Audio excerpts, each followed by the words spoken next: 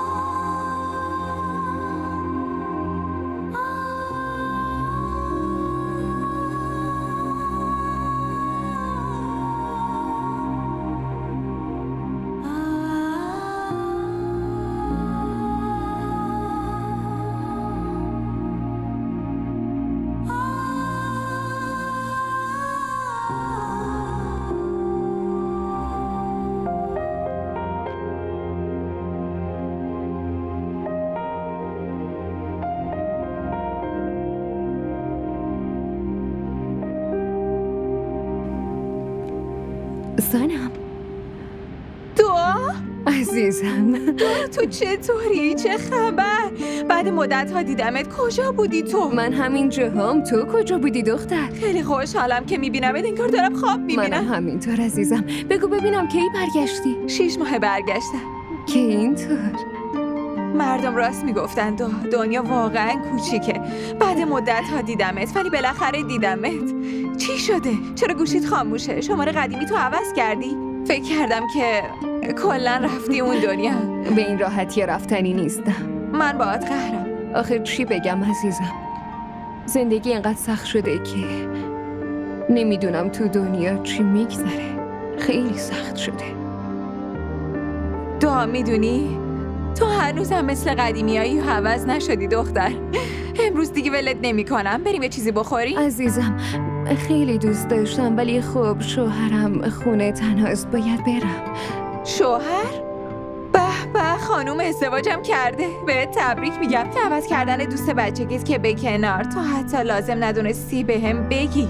واسه همین گوشی خاموش و خانمم کم پیدا، مشغول خانواده شوهر، مادر شوهر و خواهر شوهر و اینا بودی. اصلا اینطور نیست. شماره تو بده به من، رفتم خونه بهت زنگ میزنم و فصل حرف الان با هم میزنیم. میومدی دو.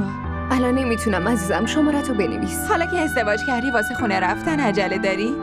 بگیر و حرفمو بشنو. تو امشب شام مهمون منی و حتما باید بیای. برای چی سنم؟ خیلی هم نیازه. بعد مدت ها دیدمت. مواظب خودت باش و حتما بیا. باشه؟ منتظرتم. حتما.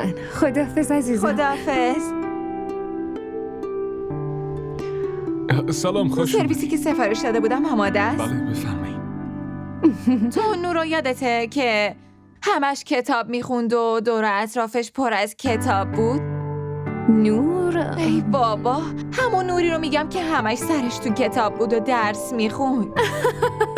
آره بابا یادم اومد. نور رو میگی که همش اذیتش میکردی، همین که سرش رو برمیگردون با صورت مظلوم خودتو مشغول کتاب خوندن میکردی. بیچاره همش گیج بود. کی داره اذیتش میکنه؟ دقیقاً همونو میگم. او خیلی خوششانس در اومد دختر. چطور؟ شنیدم با پسری که ازدواج کرده، پسر خیلی پول داره. آره ممکنه، شاید یکی از فامیلاشه. آره، اون پسر عمشه. تو عروسی یکی از آشناها دیدمش، یه جوری ازش تعریف میکرد انگار چه عتیقه‌ایه. بیخیال، تو بگو شوهر تو چطوره؟ خیلی خوبه. اوه اینقدر خجالتی. با عشق ازدواج کردین یا کسی معرفی کرد؟ ازدواج با عشق بوده، سنتی نبوده. این چطور ازدواجی شد؟ نکنه فرار کردین ازدواج کرد؟ راستش نه، ولی بعضی موقع ها اونطوری نمیشه که ما میخوایم.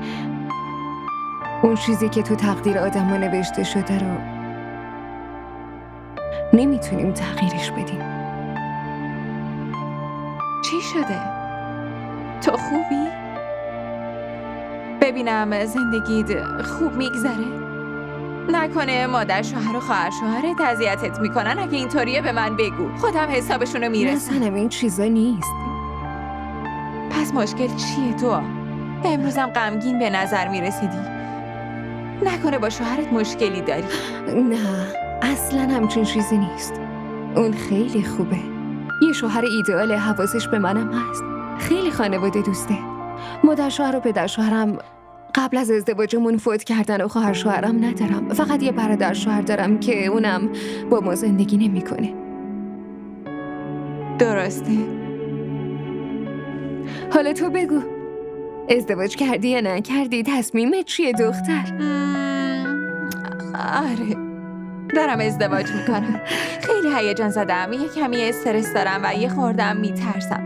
اما دعا، بالاخره یه آدم خوب پیدا کردم. بذار عکسشو بهت نشون بدم و تو هم خوشت میاد. آره، تو هم میپسندیش. بذار ببینم. خیلی دوست داشتنه. تو هم حتما خوشت میاد. ببین خیلی خوبه و خیلی مواظبمه. تو کانادا همدیگر رو دیده بودیم. تو شرکت بابام دیدمش.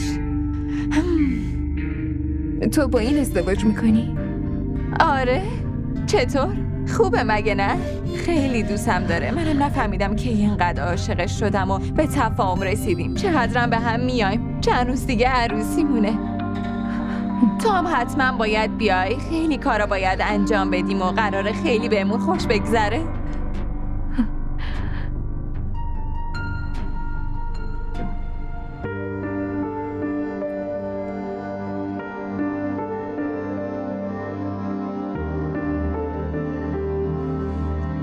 بگو دیگه چی شده؟ چرا این حرفو میزنی؟ چشاتو ببند. باشه بیا، چشمو بستم. حالا بگو. المیر بگو، من چشمو باز کنم یا همینطوری وایسم اینجا؟ حالا بازش کن.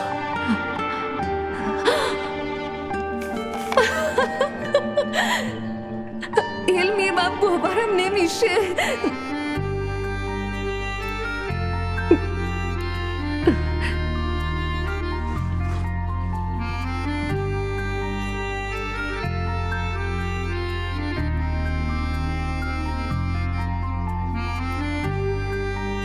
نمیتونم باور کنم که اینقدر خوششانسم. خوششانس منم که تو رو پیدا کردم عزیزم. تو با بقیه فرق داری المیر. آره اونو که هستم. داداشت منو قبول میکنه؟ آره. چرا قبول نکنه؟ تو عشق منی. آره، ولی این موقعیت من و تو زمین تا آسمون فرق میکنه. تو عشق هیچ بهونه‌ای وجود نداره. ولی تو میدونی عشق دختر پایین شهری یا مردم جرم میدونن. عشق جرمیه که به اختیار هیچ کسی نیست. نگران نباش، من کنارتم. این بالا شهری یا پایین شهری یا سطح طبقتی یا بذار کنار عزیز دلم. من به این چیزا اعتقاد ندارم. تو فقط برای من مهمی. تو این دنیا فقط تو رو دارم.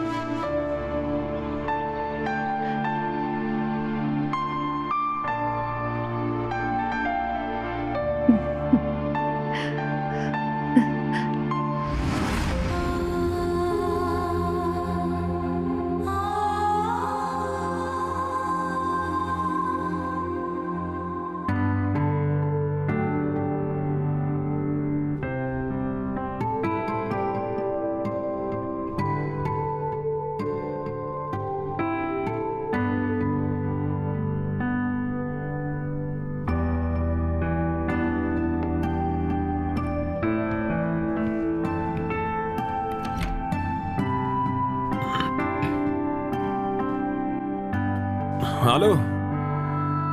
باشه خیلی خب، من انجامش میدم، نگران نباش.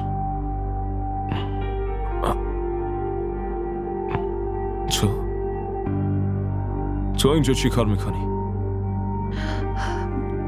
میخوام باید حرف مهمی بزنم. من برای حرفای بیهوده تو وقت ندارم، از اینجا برو. تو باید حرفامو بشنوی. بدون شنیدن حرفام نمیتونی از اینجا بری.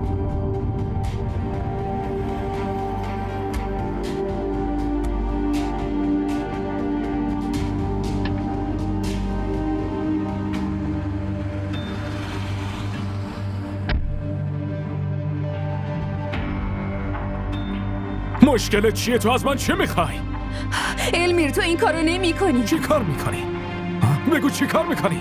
من اون کاریو میکنم که فکرش هم نمیتونی بکنی.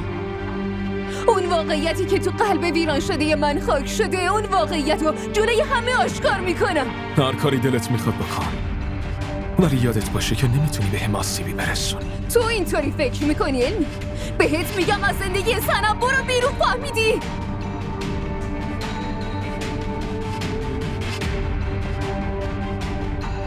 المیر با تو هم حرفمو گوش میدی یا نه؟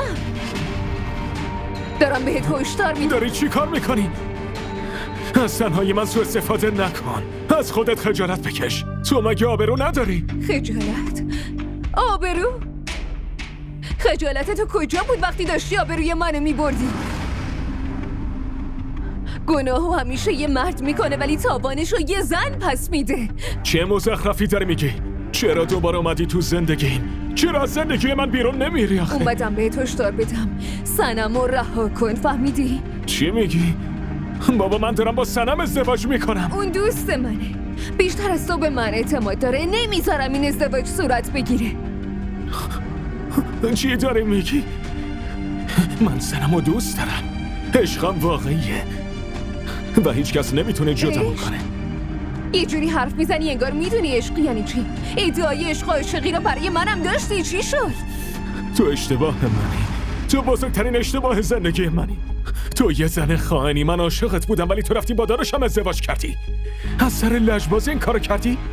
عجب آدم رذلی هستی. دلیل اون خودت تویی المیر، اینو خیلی خوب میدونی. تو یه آدم حیله‌گر و فریبکار هستی. فکر کردی دل مردم بازی شطرنجه، ولی یه چیزی رو یادت باشه، تو این بازی اگر وزیر بیرون بشه همه یه بازی تموم. دیگه کافیه، این مزخرفات تو تمومش کن. من اونو دوست دارم و تو هم یه زن خائنی و این واقعیته. حالا از اینجا برو، زود باش، گم شو از اینجا برو.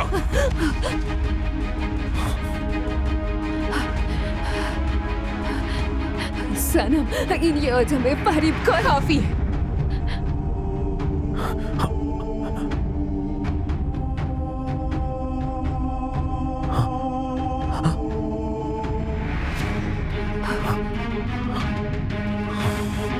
صنم به حرفم گوش بده.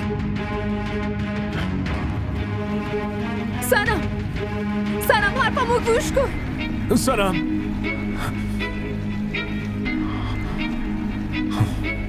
لعنتی.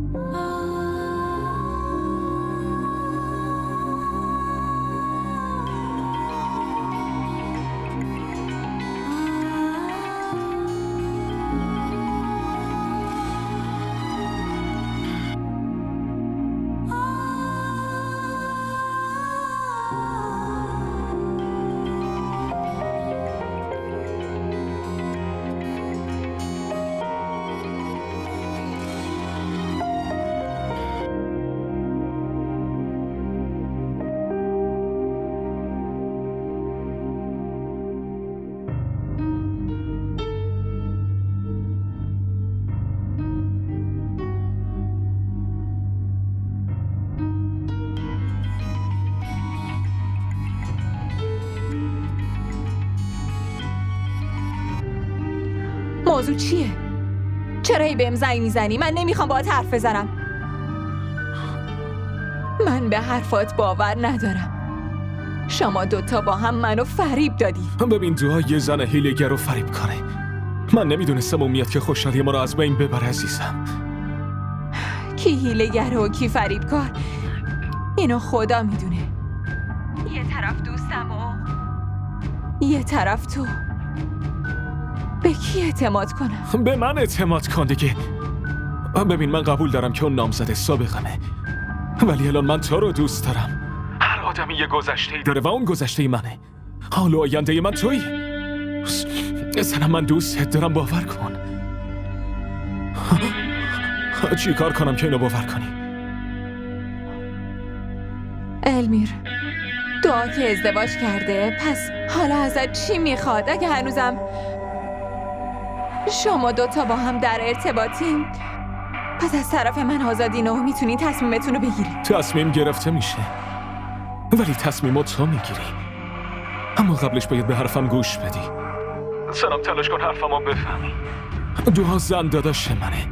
اون واسه من ادعای عاشقی میکرد، ولی رفت با داداشم ازدواج کرد. حالا که داداشم سرطان داره، اون منتظره که کی داداشم بمیره و بیاد با هم ازدواج کنه.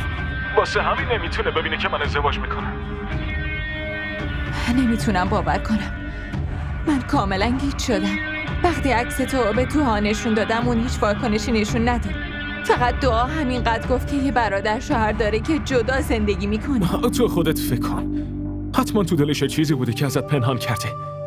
من تو رو دوست دارم، واسه همین دارم واقعیت رو بهت میگم عزیزم. انقدر شرایط بد شده که من از همه چی متنفرم. ببین سنم، تو به خاطر اون زن هیلگر و فرصت طلب خودتو گیج نکن. هدف اون من نه، بلکه دارایی منه. اون میخواد صاحب ثروتم بشه. اون با تو که هیچی نمیذاره با هیچ کسه دیگه یه ازدواج بکنم عزیز دلم.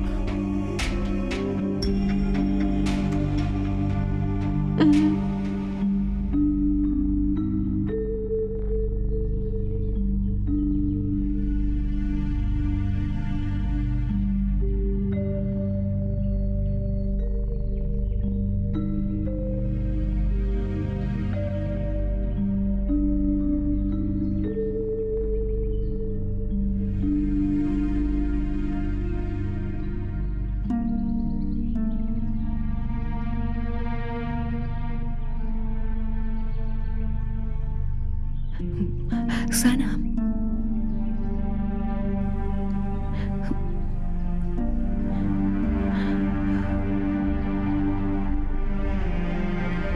از دست من عصبانی؟ چرا اینجا اومدی؟ میخواستم همه چی رو بهت بگم. واقعا؟ پس چرا نگفتی؟ شایدم طمع پول انقدر دیوونت کرده بود که نتونستی فکر بکنی. پس یه کاری میکنی، به هم بگو چقدر پول میخوای که من و علمی رو به حال خودمون بذاری. پس اون فریبکار گوشه تو رو علیه من پر کرده دختر. ببینم تو فریبکاری یا اون؟ چی داری میگی؟ واسه یه عشق چند روزه با دوستت همچین رفتاری میکنی؟ اونم دوستی که همیشه تو رو مثل خواهرش میدونسته. کدوم خواهر؟ چه خواهری؟ همونی که اصلا به من نگفت ازدواج کرده؟ همونی که هیچ وقت با هم در ارتباط نبود، ولی حالا که دارم زندگیمو سر و سامون میدم یهویی سر و کلش پیدا شده که خوشی و خوشبختی منو به هم بزنه؟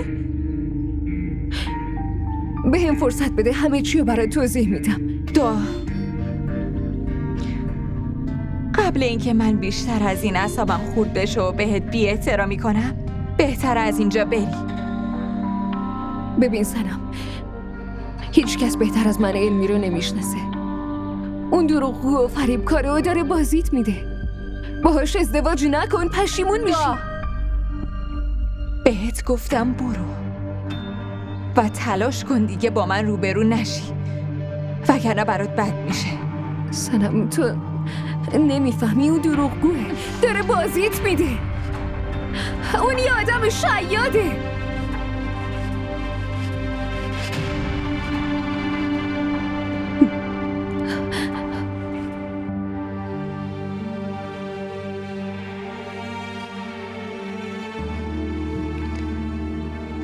خواهر؟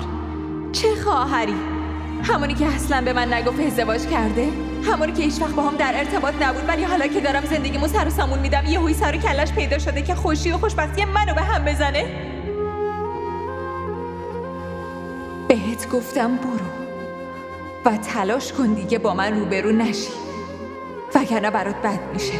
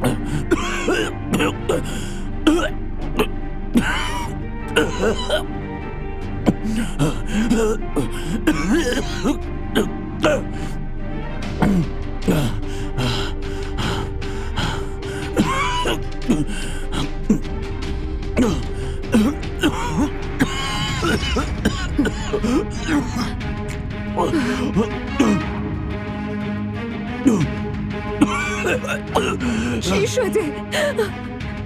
آروم باش، آروم باش. الان داروهاتو برات میارم. صبر کن باشه.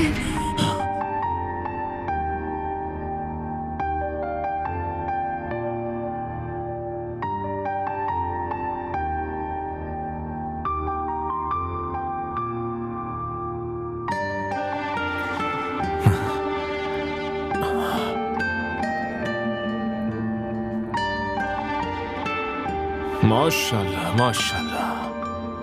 چشم حسودا کور. لازم نیست انقدر زبون بریزی. چرا؟ وقتی خانم آدم اینقدر خوشگل باشه باید هم براش زبان بریزی. که اینطور؟ دوستت دارم. مطمئنی؟ 100%. شما خانم واقعا حسود هستین. درست میگیم. تو مسئله عشق ما زنا واقعا خیلی حسودیم. وقتی یکی رو دوست داریم دیگه به کس دیگه ای فکر نمی کنیم. اما مردا، دل مردا تو مسئله عشق خیلی بزرگه. اگه 10 تا زن تو دلش باشه جا واسه 11می هم هست. چه شوخی جالبی. این شوخی نیست. من جدیم. لطفاً جدی نباش. من همیشه دوست دارم که خانومم با لبخند حرف بزنن، نه جدی. اگر حاضر شدی پس بریم. من که حاضرم. تو باید حاضر بشی. من لباساتو برات میارم.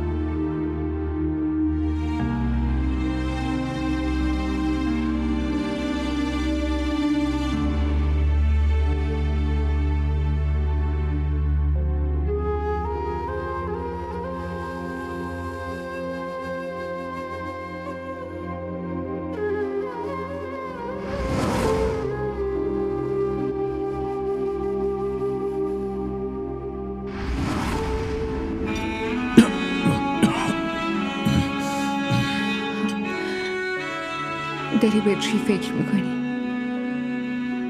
مگه دکتر نگفت زیاد فکر و خیال نکنی؟ من خیلی خوششانسم. دارم فکر میکنم تو زندگیم چه کار نیکی کردم که خدا عشق تو وجود تو رو نصیب من کرده. هر چقدر شکرگزاری کنم بازم کمه. از خدا میخوام هیچ وقت تو رو از من نگیره.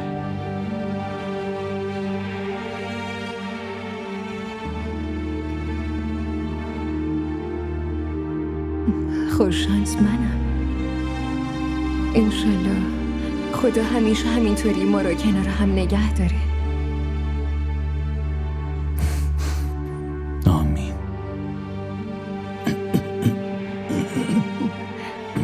خب دیگه سوپتو تموم کن، بعدش داروهاتو بخور.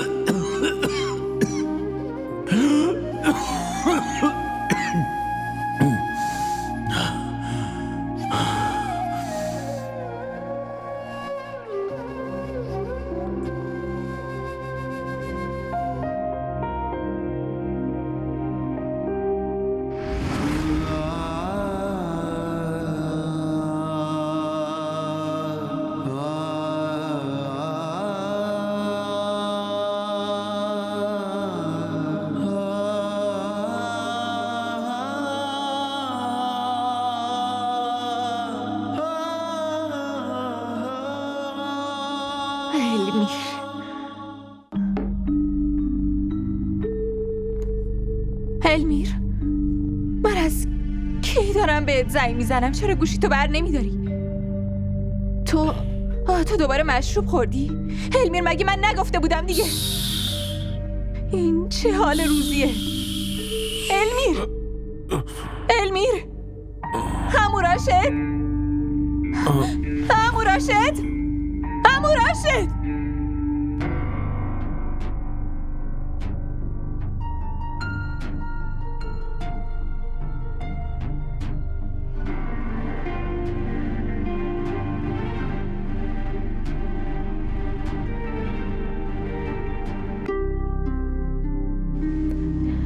ببین زنم، هیچ کس بهتر از من المی رو نمیشناسه.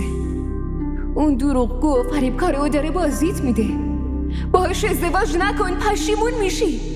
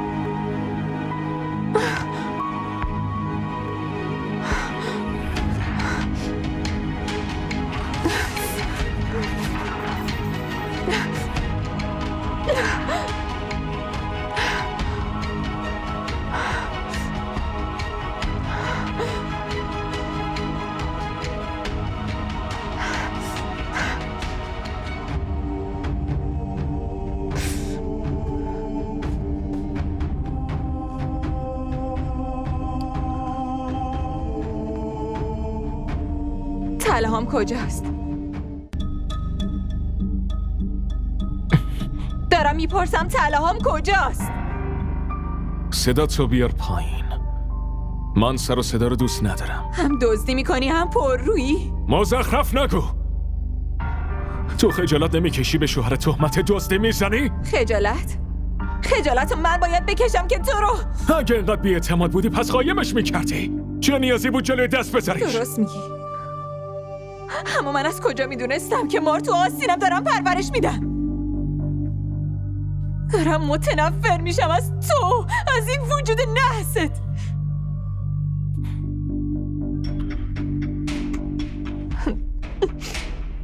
عزیزم، من همسرتم و همه چیه تو حق منه. فهمیدی چی گفتم؟ کدوم حق؟ تو تا امروز کدوم حق شوهر بودن تو به جا آوردی؟ تو لیاقت دوست داشتن نداشتی. دعا راست میگفت. اون راست میگفت که من پشیمون میشم. اون درست میگفت. من امروز اشتباهمو احساس کردم. فهمیدم که ازدواج کردم با تو چه اشتباه بزرگی بوده. الویر، اگه بازم به این کارات ادامه بدی من برای همیشه ترکت میکنم و میرم. ازت طلاق میگیرم. چی؟ تو؟ باشه طلاق بگیر. طلاق بگیر دیگه. من کی مانعت شدم؟ لطفا طلاق بگیر. وقتی چشمت از عشق کور بشه واقعیت رو نمیبینه. من واقعا از عشق تو کور شده بودم. الان دیگه میرم. برای همیشه از اینجا میرم. اگه میری خب برو. من کجا پیش پات افتادم و التماست کردم آخه. برو دیگه. بجام برو بندیلتو ببند و برو. زود باش، درم که بازه. راحت از اینجا برو. حتی یه کاری کن. بابات که مرده، تا میتونی بری پیش اون دوست دعا و هر دوتون زانوی غم بغل بگیرین. باباتم که برات فقط یه خونه و کلی بدهی باقی گذاشته. خدا روحشو شاد نگه داره. ولی فردا اونم بانک واسه بدهیتون میگیره. پس لطفاً وسایلتو جمع کن و از این شب برو.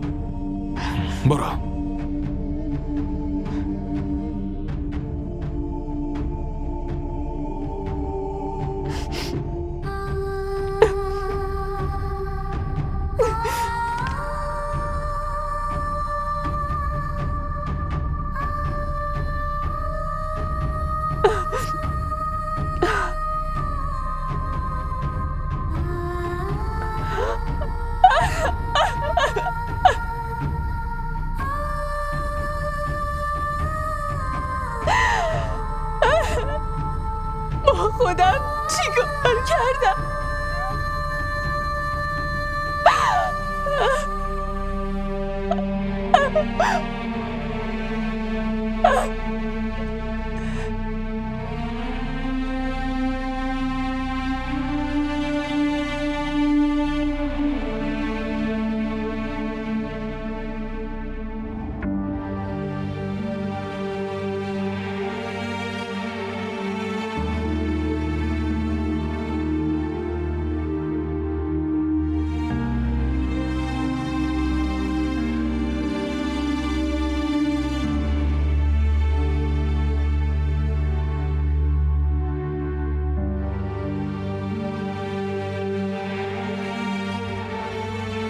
علمی، به من نگاه کن. من بهت التماس میکنم.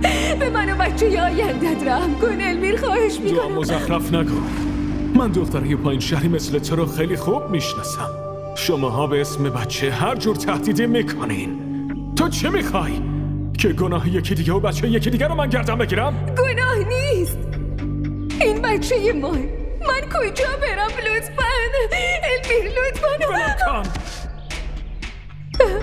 المیر، به حرفم گوش کن. اینجا چه خبره؟ داداش هیچی نیست. این یه دختر فریب کاره. پسر یه پول داره تو دامش میندازه. الانم اومده اینجا منو به دام بندازه. اشکاش نشون میده که داره راست میگه. داداش شما حرف برادرتو ول کردی و حرف یه دختر غریبه رو باور میکنی؟ آره باور میکنم. میدونی چرا؟ چون من ذات تو رو خیلی خوب میشناسم. برات بهتر همینه که با احترام قبولش کنی. فهمیدی؟ خودت فکر کن یه دختر بی‌پناه کجا بره آخه؟ بره به جهنم. این به من ربطی نداره. المیر، درست حرف بزن. المیر، حرفمو بشنو. ما میشینیم و حرف میزنیم. المیر، خواهش میکنم نرو. المیر، منو رها نکن. المیر، نرو. من میرم. المیر، باشه. اگه اینطوریه پس درسته. من خودمو میکشم. حالا ببین. این چه دیوونگیه هان؟ برای اون آدم بی احساس میخوای 2 جونو بگیری؟ چی کار کنم؟ من تو این دنیا کسی رو ندارم. فردا من جواب این بچه رو چی بدم؟ من بهش جواب میدم. من براش پدر میشم.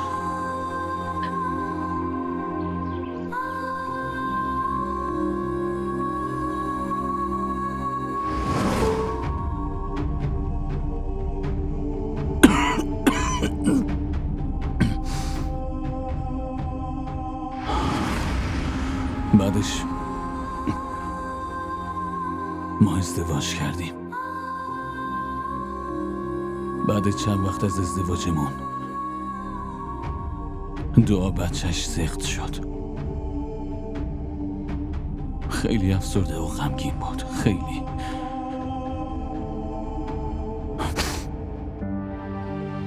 وقتی بعد چند مدت حالش خوب شد،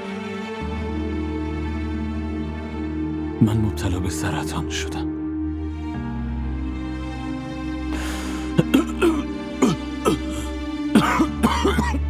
اون دختر ساده، مظلوم و خیلی دوست داشتنی بود. تو هر شرایطی اون منو تنها نمیذاشت. وقتی اون از بیماری منو ازدواج المیر با خبر شد خیلی نگران شد، چون واقعیت علمی رو ما میدونستیم. دعا اولین دختر تو زندگیش نبود. دعا براش یه هوس چند روزه بوده. اون فقط دخترای پولدار رو هدف قرار میداد. طمع پول داشت. اون از بچگی همیشه عادت داشت که از بقیه سوء استفاده کنه. بعدش یه روز وقتی دعا داشت از خونه بیرون میرفت گفت میخواد دوست بچگیشو از دست المیر نجات بده، ولی اون دیگه بر نگشت. اون با یه ماشین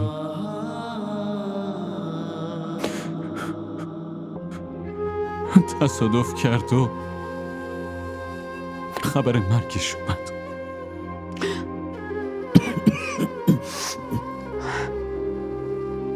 ببین، اون به من زندگی داد، ولی خودش به کام مرگ رفت. دعای عزیز،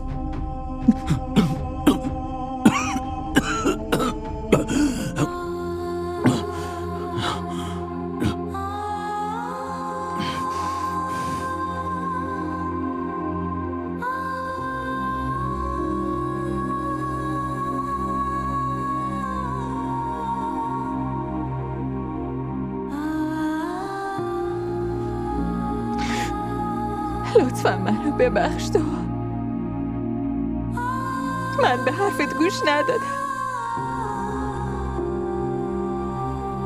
عشق 4 روزه المیر انقدر منو دیوونه کرده بود که من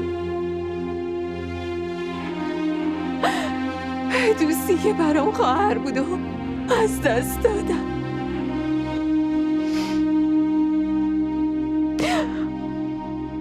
منو ببخش تو.